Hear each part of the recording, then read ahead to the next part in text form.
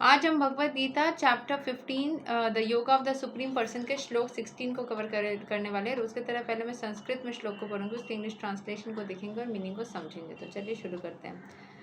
द्वैव इमाउ पुरुषौ लोके स्खरास चक्षरा इव च स्खराः सर्वाणि भूतानि कूटस्थोऽक्षर उच्यते।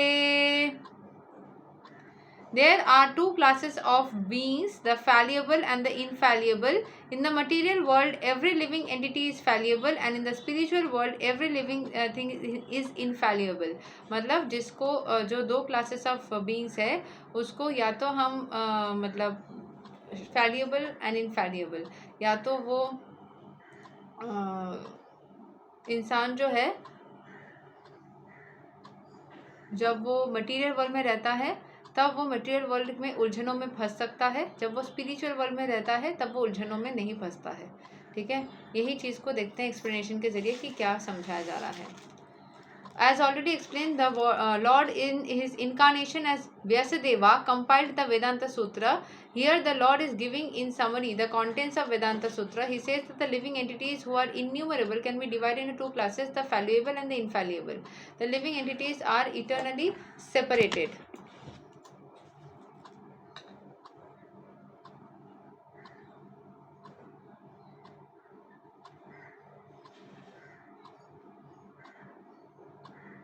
फैलिबल मतलब जो मिस्टेक्स करता है ना, तो जब मटेरियल वर्ल्ड में हम रहते हैं तो हम मिस्टेक्स करते हैं, स्पिरिचुअल वर्ल्ड में रहते हैं तो नहीं करते। The living entities are eternally separated parts and parcels of the supreme personality of God head.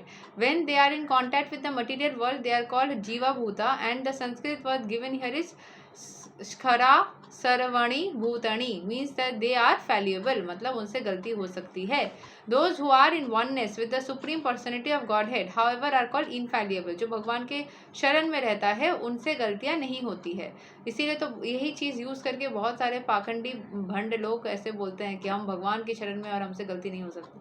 ठीक है, so oneness does not mean that they have no individuality, but they that there is no disunity, मतलब आप oneness, one with the supreme, भगवान के साथ में आप एक ही साथ में जुड़े हुए हो। They are all agreeable to the purpose of the creation.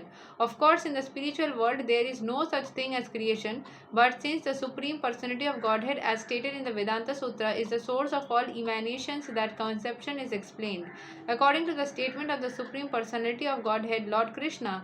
There are two classes of living entities, the Vedas give evidence to this, so there is no doubt about it. The living entities who are struggling in the world with the mind of five senses have their material bodies which are changing. तो हमारे शरीर में हर किसी living entity के body में, जो वास्तु सूत्र में बोला जाता है, घर के अंदर, पूरे पृथ्वी के अंदर पंच तत्व से, तत्व, 5 elements, water, fire, air, space, earth, इन पंच तत्व से हमारे पूरे दुनिया बनी हुई होती है। ठीक है, सो वैसे लिविंग एंटिटीज भी उन्हीं पांचों तत्वों से बनी हुई होती है।